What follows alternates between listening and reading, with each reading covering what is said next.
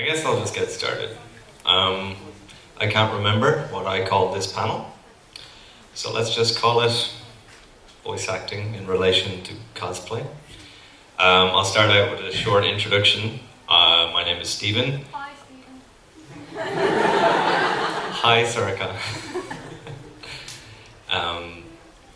I come from Ireland. My qualifications in voice acting is I have a degree in drama performance, and I specialised in voiceover because they can't cast you for parts based on your face, which is nice because I have this. It's okay to laugh. It's alright. I'm used to it. Anyway, I could probably hold it a bit further away. It's okay. I got into voiceover when I was about 16. So that was 14 years ago. Yeah, I just realized that now. Okay. I have been in several video games. Dust and Elysian Tale is one of my favorites. Heroes of Newerth, if anyone's played that. We have some latecomers. Whatever team you're on minus points now. Are you, was it Kyoto Avenue? Kyoto Avenue? Kyoto Avenue, you're minus points. No! Nah. So on a side note, this is just something that's really Irish. We realise that yes is a no. And in Ireland we say that a lot. We'd be like, would you like a cup of tea? Ah, no. So over here that would be very confusing. Cool story. Okay, keep going. Anyway, back to voiceover. So, many hundreds of years I have been voice acting now. And one of the reasons I got into voiceover, as I said, is that they can't cast you on how you look. It also means you can do your job in your underwear if you like, and no one knows. Except the engineer. It's very awkward. So voiceover can span very many different realms. There is your animation, which is your anime and your cartoons, and there'd be video games, and then there's the evil side of it, which is the commercial side, and that's no fun, because you're just advertising cars and phones and reading fire safety manuals. If you've ever, been in an induction for a job and you've heard the video, and it's like, in the case of a fire, please make your way to the nearest exit in a calm and friendly manner. Do not push. Yeah, that's the other side. That's the one that actually pays the bills. You would find, even when it comes to anime, a lot of big name voiceover artists, you might sit there and you go, wait a minute, that's Spike Spiegel from Cowboy Bebop. Why is he advertising Hyundai? So that does happen. It's very strange. Anyway, so I've been in a range of video games myself. I find video games to be the most fun because generally if it's something like a fighting game or something, you get to make lots of noises because you're hitting people and you're getting hit, and yeah, it's just good fun. Anyway, so minus 10 points to the blue one. Sorry. I'm joking, I don't have that kind of power. Also, if I'm speaking too fast or if anything goes over your head, just quack loudly like a duck and I'll know. I'm very tired. So voice acting, as I said, can cover video game, animation, radio as well, but that also fits into commercial, but there's presentation and things like that. Live announcements and a whole range of things, but it can also work in the realms of live performance, which is kind of what I want to cover in relation to cosplay, and it just seems relevant to talk about it in this context. It would be much the same kind of thing. Like, a lot of people get started out on the internet, like myself, on websites like thevoiceactingclub.com. If you have a notepad, you might want to take that down. Oh, okay. www.voiceactingclub.com. There used to be the Voice Acting Alliance, but that actually closed about a week ago. So that's strange. That's a part that's no longer relevant. So, first thing for voice acting, what do you think you need? Voice. Yes. Good start. Yes. This is your instrument. This is your life. This is your livelihood. You must protect it. You must train it. It is like a muscle. You have to work it. And you must practice every day. At least an hour every day. I do. Most days be doing stupid voices while in the bathroom. One of my favorites a few years back was The Incredible Hulk. And just, Hulk smashing the bathroom is kind of funny. Drove the neighbors wild. So basically what you need to do is you need to get your voice, I'm not saying professional training, but to train your voice. Take it upon yourself. There are several ways to train your voice with realms of like resonance, which, when you feel that sort of natural depth to a voice. You ever have someone talk to you and you can nearly feel yourself vibrating because their voice is so round and open and booming voice? Brian Blessed, I don't know if do you know who Brian Blessed is? No idea. Ever see the Flash Gordon movie with Queen doing the soundtrack? Yes? He's the Hawkman, so, he has that big booming voice. Hawkman! Dive! Let's see. No? That one doesn't work here? Okay. Never do that in the Czech Republic again.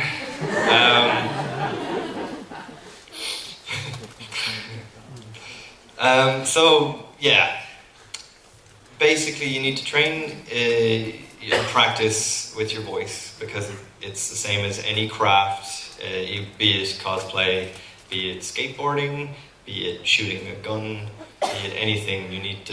You do it a lot to get good. Get good. Thank you. Someone laughed. I'm amazed. I switched that switch on and only that came on. Minus 20 points. I was trying to do the opposite. There's only one switch. Yeah, but it seems to only turn on that one light. That's so strange. Anyway, so when you've trained your voice in the sense of resonance and sound, there's another really important one that I find a lot of people don't practice, and that's diction.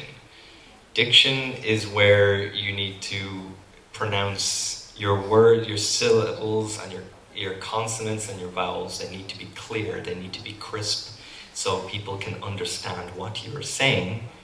Well, because you don't want to be listening to someone who's talking like that. So you need to practice your consonants and your vowel sounds.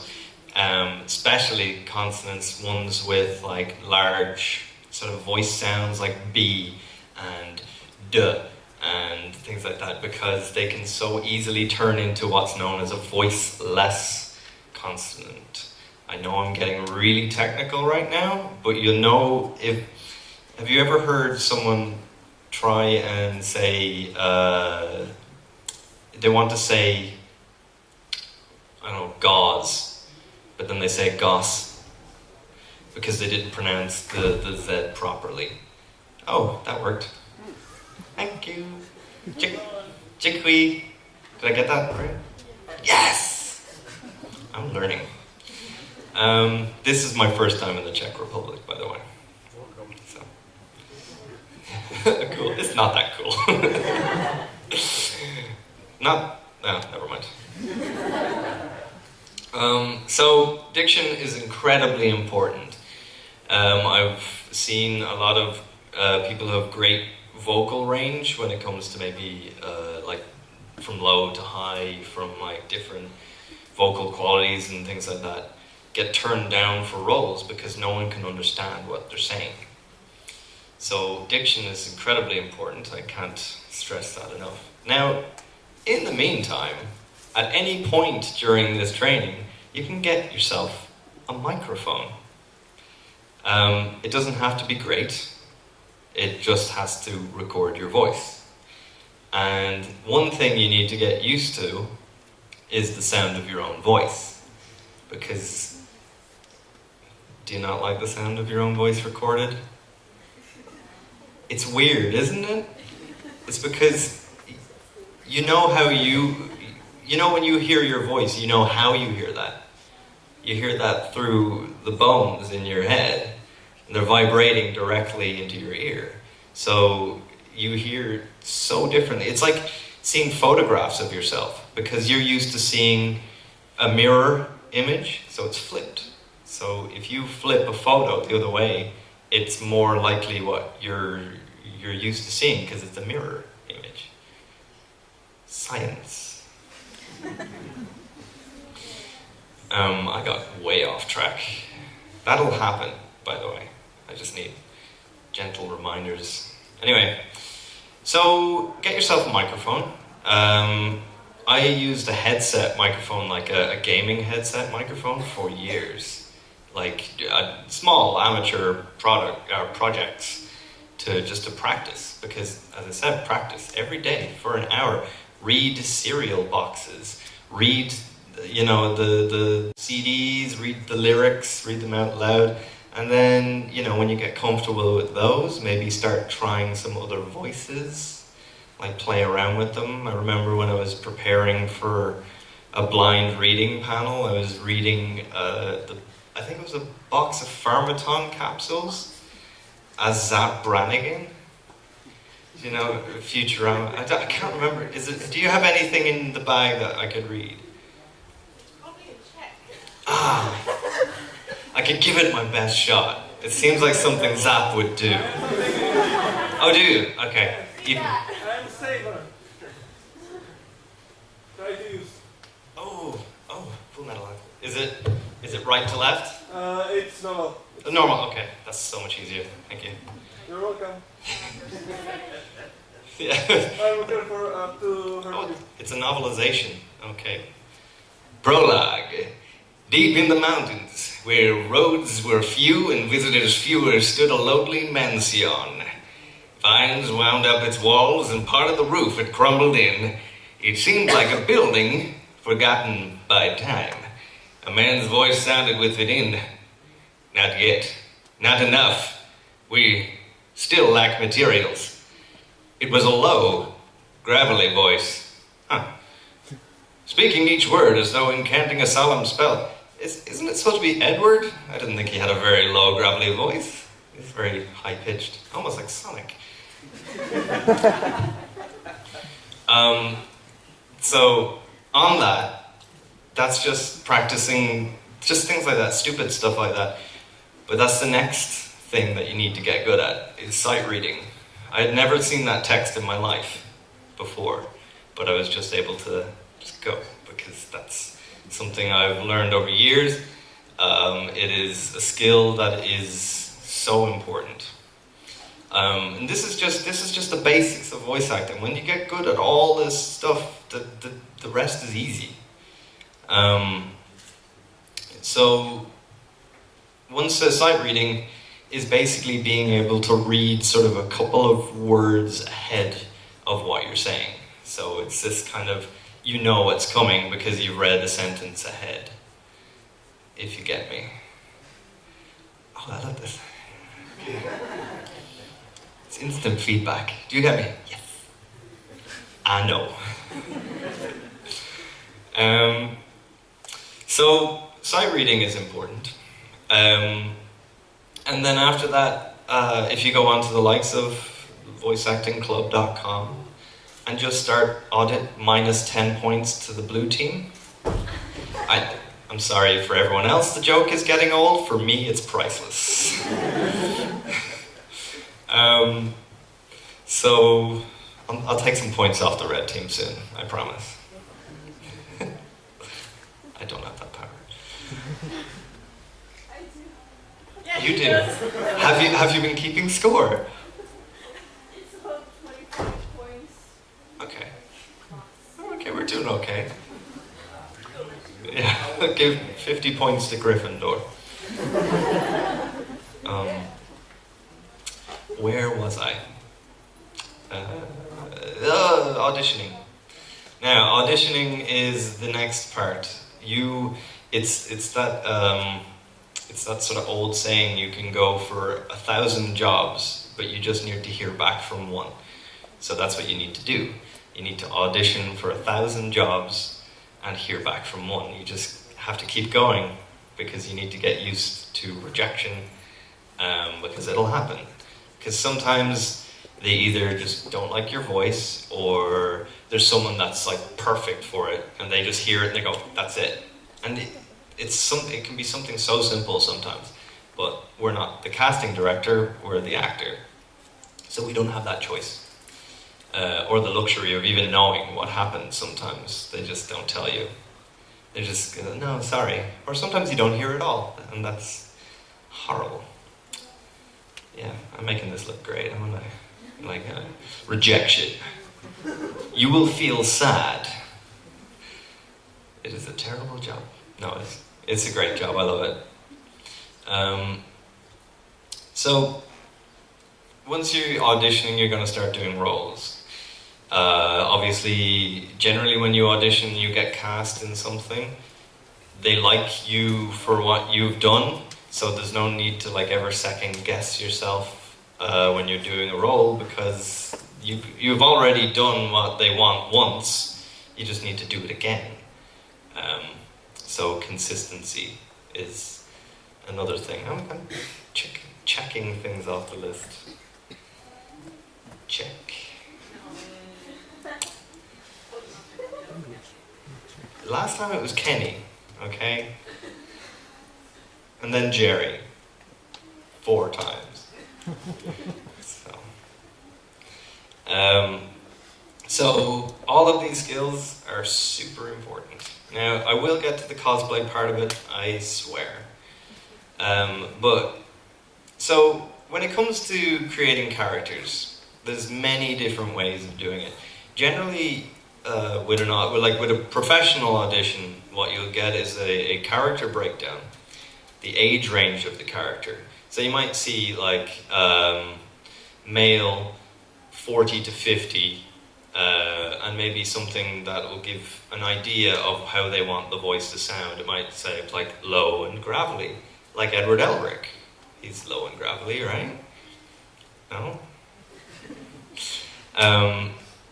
But yeah, so they will give you a breakdown of the character, and sometimes, if you're lucky, they'll give you a picture. And pictures are great, like a concept art or something, and you can generally tell a lot about a character from how they look. If they have scars across their face, they might sound really haggard and gravelly, that they've seen lots of things. They've seen things, man. I've been smoking for 30 years, and for some reason I'm Southern.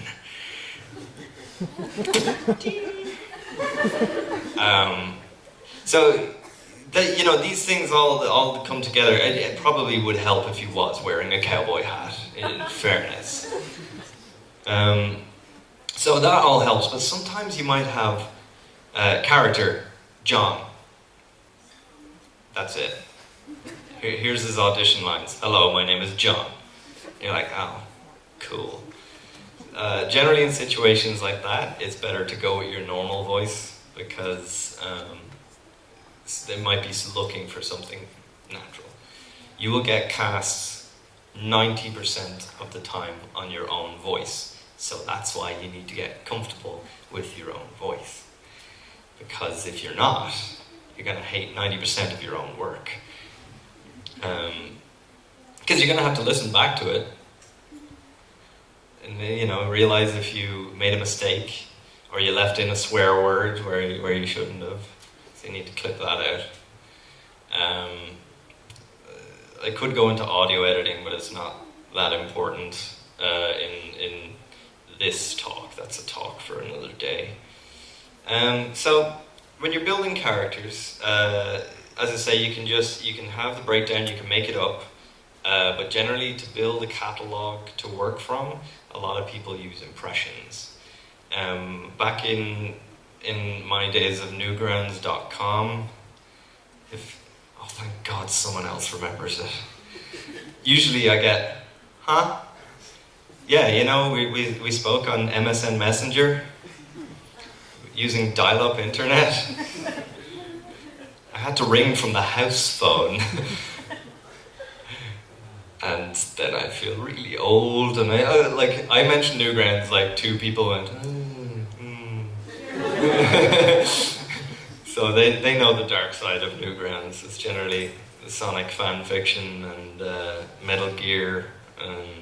So generally, 2 voices that serve you very well were Solid Snake and Sonic the Hedgehog. That's back when Sonic the Hedgehog sounded like this, and he was super annoying. And, but if you could do that, then you were golden. And then, of course, Solid Snake. We all know what Solid Snake sounds like. But the favorite to do was Ego Raptor's version, from the Awesome series. Has anyone ever seen that? Yeah. Metal Gear Awesome? No? Yeah. There's a couple. We're showing our age. It's okay. Look it up. It's pretty funny. Okay. Does anybody know the game Grumps? Okay, it's the same guy. It's Grump, not so Grump. It's Grump. It's him.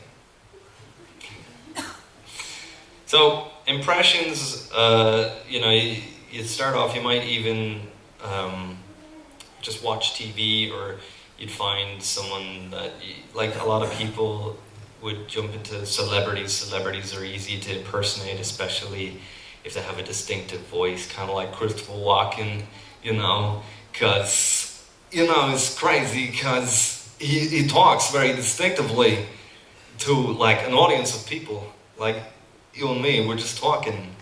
It's crazy, And, of course, a lot of people do the whole, hey, I'm Christopher Walken, and I'm always like this. But he's not, because he's sometimes like this. He's very intense, and he's low down like that.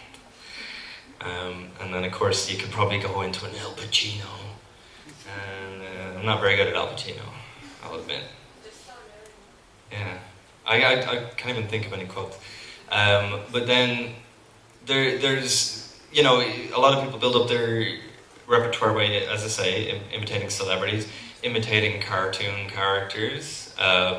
Family Guy, I always, you got Peter Griffin, because he's pretty easy, in fairness, It's just Seth MacFarlane going into Stewie. And, they're just talking like this all the time. We move on to, like, Brian, and, I'm writing a book. It's called Faster Than the Speed of Love. I'm a novelist. The character kind of just happens. I'm trying to remember the one time we had what's known as a blind reading panel. Have you ever seen that? Where a group of voice actors get together and they read scripts from, like, other things but in different voices.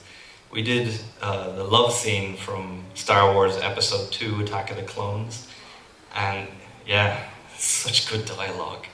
It's like, oh, I like your skin, it's soft, not like sand, which is coarse and rough, and it gets everywhere. You're a Jedi, for God's sake. But that was actually Kevin from American Pie, if anyone remembers American Pie. Yes, you know Kevin, what was his nickname in it? No, curly-haired guy. I think it is Shipwreck. Yeah. So it was him. He was on the panel with us with Brental Floss. So he was, Kevin was, or sorry, oh God, Thomas. Thomas Nicholas is his name. Thomas was being himself, because I thought it was funnier, but he was Padme. And Anakin was Brental Floss, who was playing Homestar Runner. Now, if anyone remembers Homestar Runner, it's that one line. It's like, I don't like sand, it's coarse and rough, and it gets everywhere. And yeah, that became very creepy really fast because yeah, blind readings are fun. Anyway, back to my point is impressions. Just if it doesn't matter if you can't get the impression right, because either way, whatever you attempt is a new character, and it's something you can use later on down the line. I don't know how long I've talked for so far. I'm trying to keep an idea so I can keep it moving. And wow, okay. So I'm just gonna drink water. Applause isn't necessary, but it's appreciated.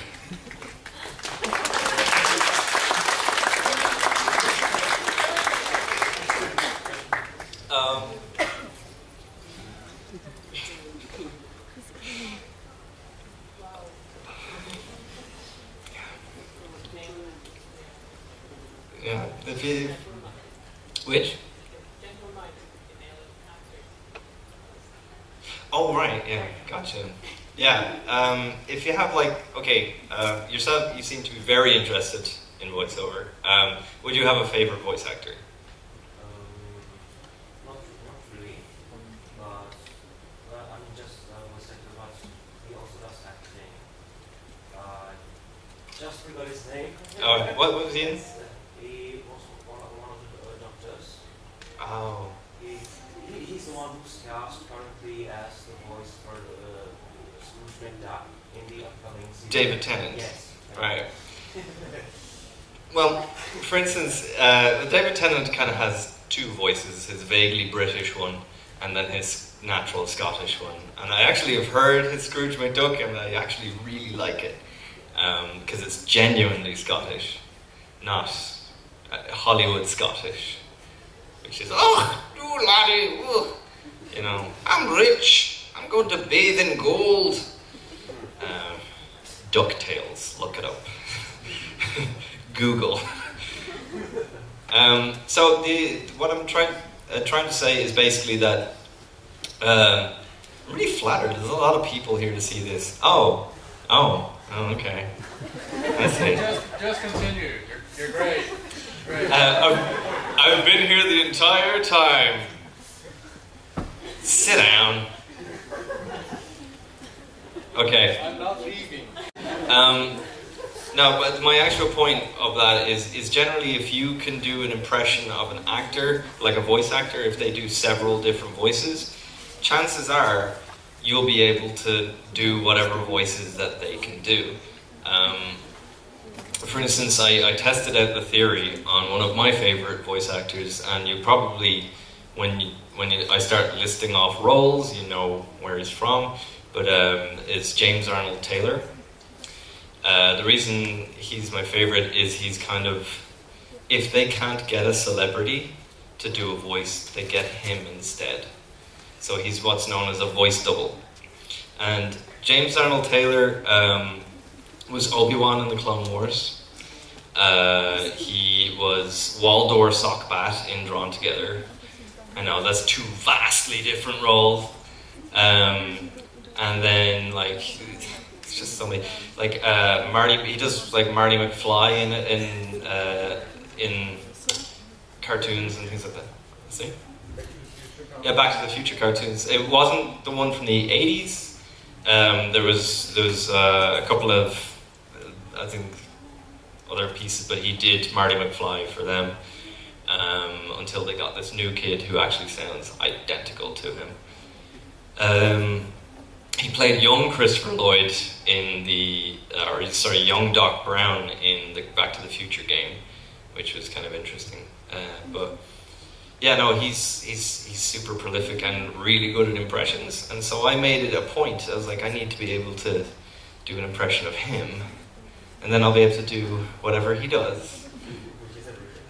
Yeah, it didn't work, but I managed to have an impression of him, which every other voice actor I meet who knows him thinks it's hilarious, because it's the one voice that no one else seems to have. Yeah, so impressions are good, but they cannot be the basis of all your voice repertoire. They're good for a starting base, but as I said, you can work from there. You could take an element of Peter Griffin and make him talk like Christopher Walken. Like you could I don't know, take Cartman from South Park and make him talk like Lady Amalthea from The Last Unicorn. So the possibilities are endless. So impressions are a good start, but don't get stuck in them, because, well, then you'll get stuck and you won't develop as an actor, and that's very, very bad. Now, some people can just get by just with some light direction from a good director and be able to pull off a truthful, emotional performance. And some people just can have a few acting lessons. It never hurts. Just if you have a local drama group or a theater group, just sign up. Just do it. I get memes. So just anything you can do to expose yourself to the world of acting as not that exposing yourself. We're trying to keep this PG-13. Trying. I've already said shit once. I know, that's the joke. I'm wasted sometimes.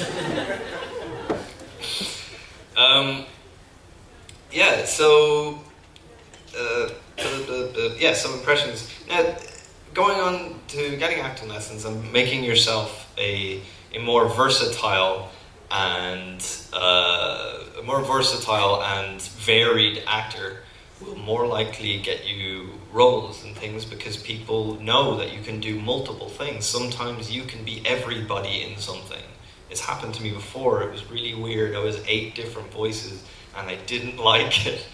I was talking to myself. Sometimes it's the only way to get intelligent conversation. Hi. That's my fiance, by the way.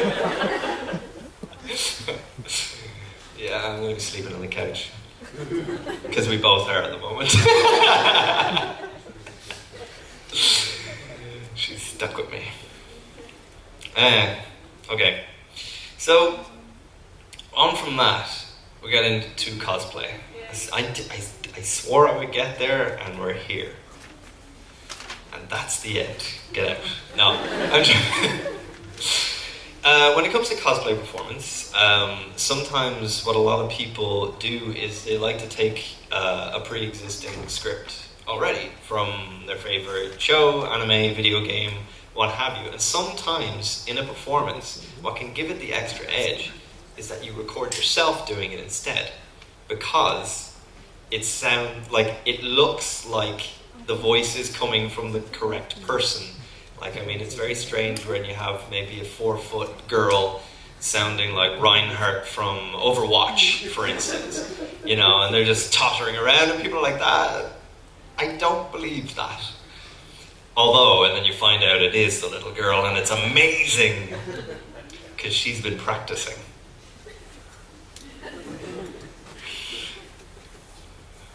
Yeah, so sometimes it gives you the extra edge to even take a pre-existing script and to record it in your own voice. And sometimes you can get like, you can change the timing of something that will suit your performance. Maybe your performance, you want to draw it out and make this speech that was delivered in 20 seconds, you want to make it last 45 seconds.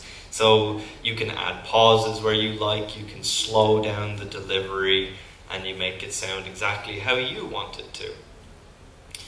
The other option, of course, is to write your own script, which is a different kettle of fish, because writing is another thing. I bring back up Sonic fan fiction. Can you believe they're making a video game about this now? You can make your own characters. DeviantArt is very happy right now. Sonic Forces, another thing. I can't believe it. I really can't. Anyway, so writing your own script is great because then you can really put your own spin on a performance, which is if you're competing, like we just who was at the main cosplay contest. You don't count. You're a judge. Was anybody at the cosplay contest? Only 4 people? Well, oh, more? No? Okay. Yeah, watching. Yeah. Oh no, yeah, that's what I mean. Just watching, yeah. And you'd see that some people had recorded their own voices, and some people had like a pre-recorded thing, and both are fine. But so just for me, I find there's an extra edge given when you have put in the extra effort to record your own piece.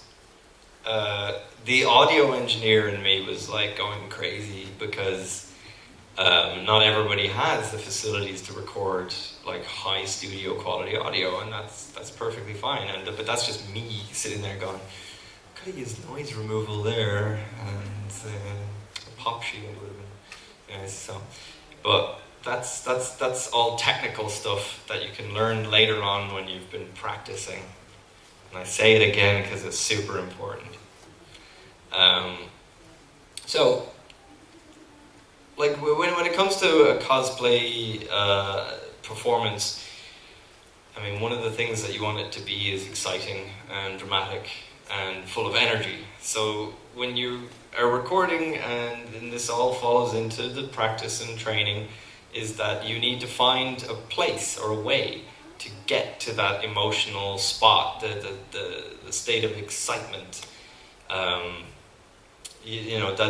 that really will like sell a performance and get you those extra marks. Because maybe your costume is amazing, but someone else's costume is amazing. But then your performance is okay, and their performance is okay.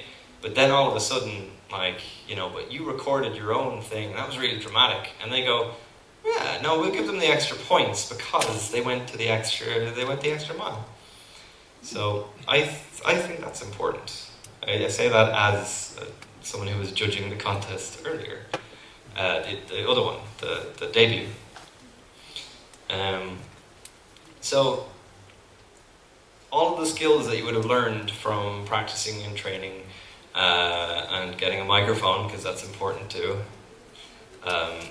There's no need to spend an awful lot on a microphone when you're starting out.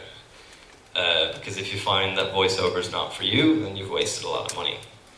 Or if you find you can't stand the sound of your own voice, I clearly love mine, because I haven't stopped talking.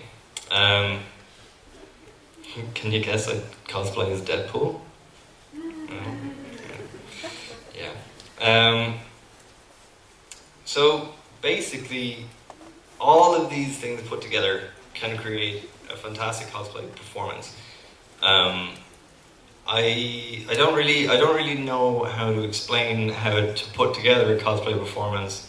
I mean, myself and Jerry put together one for Lithuania, which we thought was hilarious. Most of the jokes were lost on a Lithuanian audience because the majority of them just didn't speak English. and we laughed, so that was what was important. But there was a lot of movement, it was entertaining, yeah. Yeah, I think there was one weird pose, I had this kind of thing going on for a while, I don't know how that happened. Deadpool.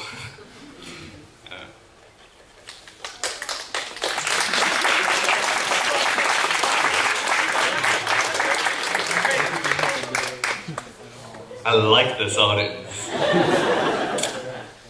So, I probably missed some things, so what I'm going to do is I'm going to open the floor to questions. So if you have a question, I'm not going to get you to quack like a duck, I'll just get you to put up your hand if you have a question at all. Don't be shy. What's the strangest noise you have ever tried to do? Oh yeah. Sometimes for things you need to create sound effects, and it's not so much strange as the context of it was weird. I was recording a skit, but with me and my friend. I was playing Deadpool and he was playing Spider-Man. And you can get where this is going. The idea was that they were both in a recording studio, and Spider-Man is recording his lines, but he's terrible. And Deadpool comes in, he doesn't even recognize that he's there, and comes in and delivers his lines and leaves. And on the way out, he smacks Spider-Man on the ass. And I was like, I don't have a slap sound effect. So I had to pull down my trousers and slap my thigh. Okay? I had to slap my thigh really hard because it wasn't coming out on the microphone the way I wanted to. And so when you slap yourself so hard that you actually really hurt yourself, but you can't scream out in pain because then you'll ruin the take. So that was the strangest sound I have ever had to make in a recording, by slapping myself and then restraining myself from going, ow! Yes. Thank you. Alright. Next question?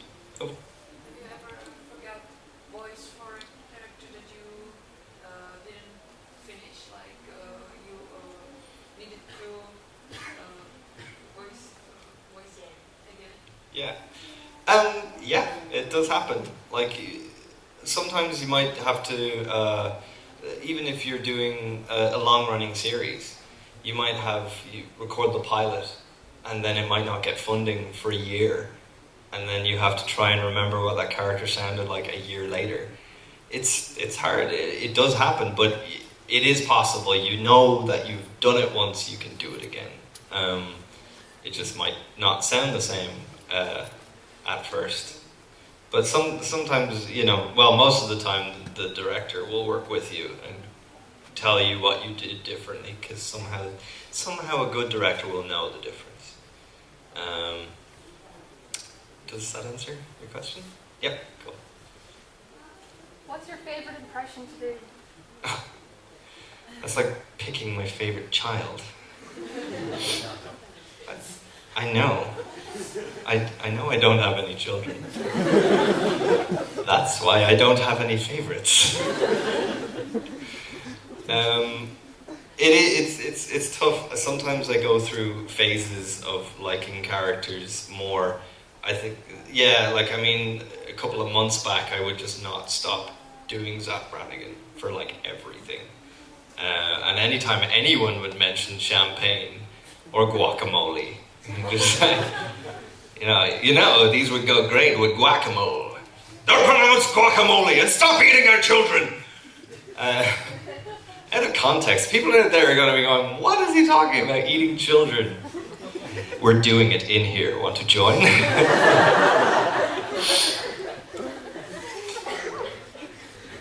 Huh? Oh, the rubber bandits. Yeah. You won't... These guys... Okay, anyone from Ireland will get this. These are two... Okay. The explanation is going to sound so strange. So it's these two men, shall we say. who wear plastic bags on their heads from Spar and Tesco. Right, so they wear them on their heads like masks, and they're from a place called Limerick.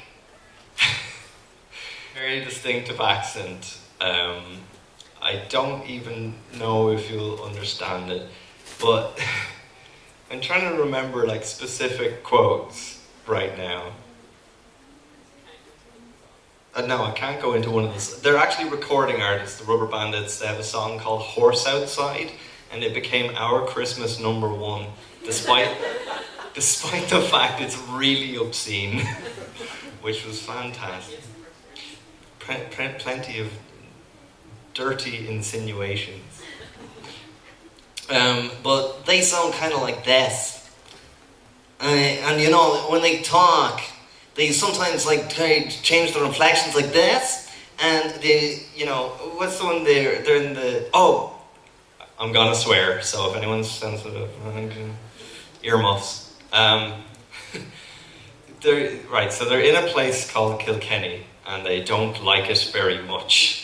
So, he's standing at the door, and as far as we can tell, he's naked, to a hotel, and he's just like, the reason we don't like Kilkenny is that, and his friend comes out with like a teaspoon of something and feeds it to him, and disappears again.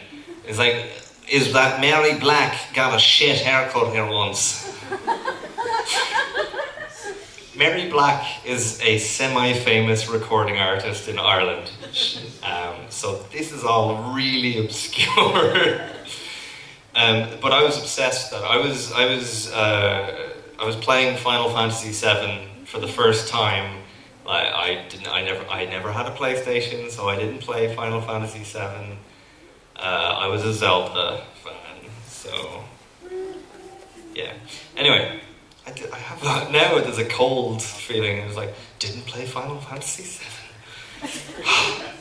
It's full of holes. The plot is terrible. I'm sorry. Anyway, so I started retelling the dialogue as the Rubber Bandits. So like Cloud and Tifa and Barrett and everyone were from Limerick. It was hilarious to me, not to her, because she loves Final Fantasy VII. And I was ruining it on her. So yes, I go through changes and periods, and sometimes sometimes it'd be Peter Griffin, or sometimes Stewie, or sometimes something new I just picked up, or I still can't do a Zoidberg impression. I try. Honestly, you say you're a mother. No, I can't get it. No. One day. 5 minutes. Oh wow. Okay. Any more questions, real quick?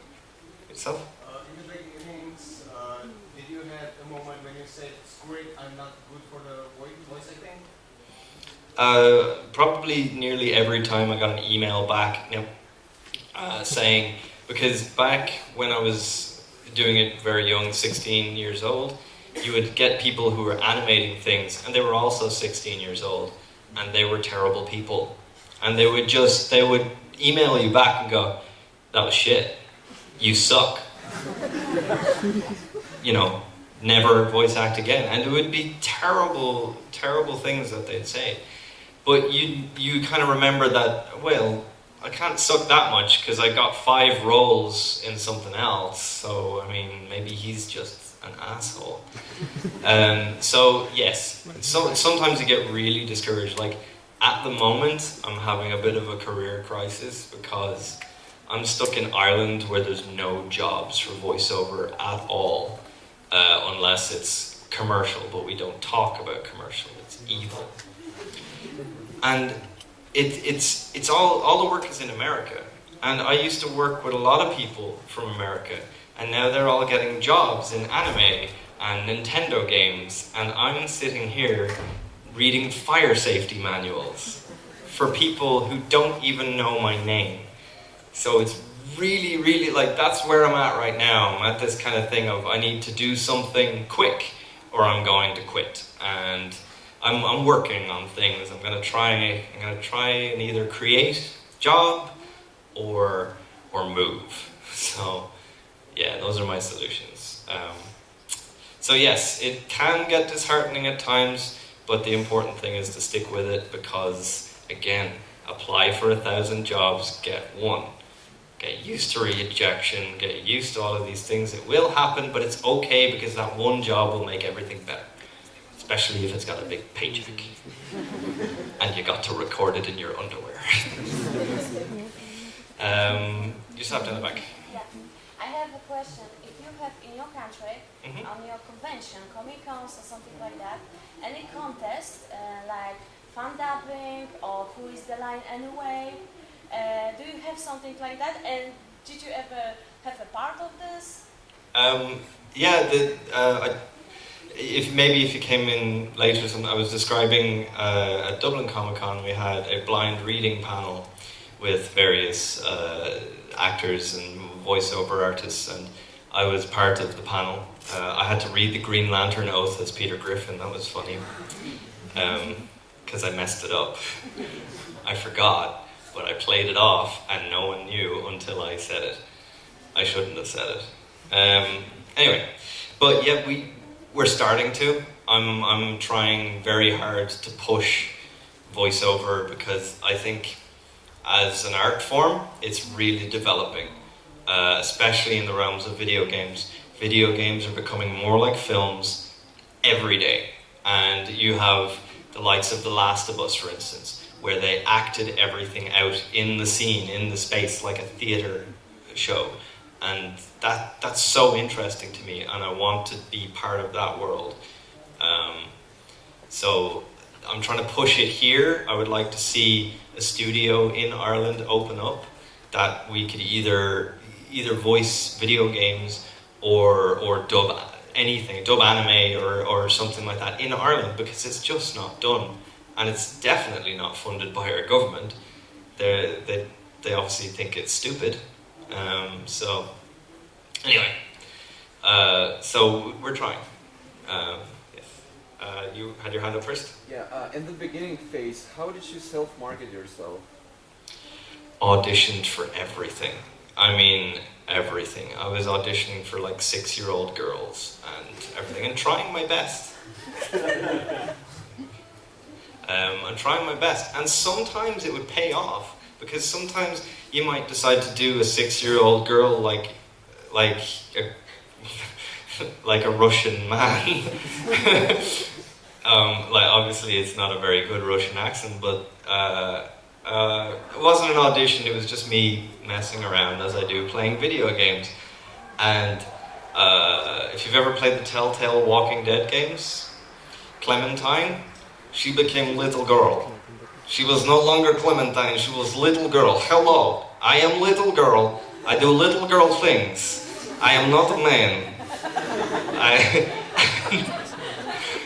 And I tried to like talk over her dialogue as much as possible so that it would sound like it was actually happening. I entertain myself very much so, but sometimes risks like that can pay off. But one time I got a character, and it was a steampunk pyromancer for a MOBA game, and they wanted him to be really British and like very proper and British, but he had a mohawk, like this fiery ginger mohawk, and I was just like, he looks like a friend of mine. Can I try something? And they were like, what? And I was like, I'm gonna make him from Dublin. And I gave him the thickest Dublin accent. They were like, we love it. Do it that way. And that made it into the final game. So, that's kind of cool. So, taking risks is good, but the self-marketing is just auditioning for everything. And you will gain contacts through that. Good contacts will get you work. They will contact you when something else comes up, if you are professional, reliable, and can deliver what they need. So, yeah, that's the best way of self-marketing, is just to put yourself everywhere. And maybe, now in these days it's a little harder. Yeah, I'm going to wrap it up now. It's a little harder because everyone's kind of trying now, so everyone kind of is doing on YouTube, everyone's doing on Facebook, so your friends might get 10 other people going, hey, can you share my profile? Maybe give it a like and a comment, and subscribe to my YouTube channel, but you should subscribe to my YouTube channel. But it's much harder now. But I have the luxury of starting this 14 years ago, where that wasn't really a thing, and I gained some great contacts now. But it is a little bit harder now, I will admit.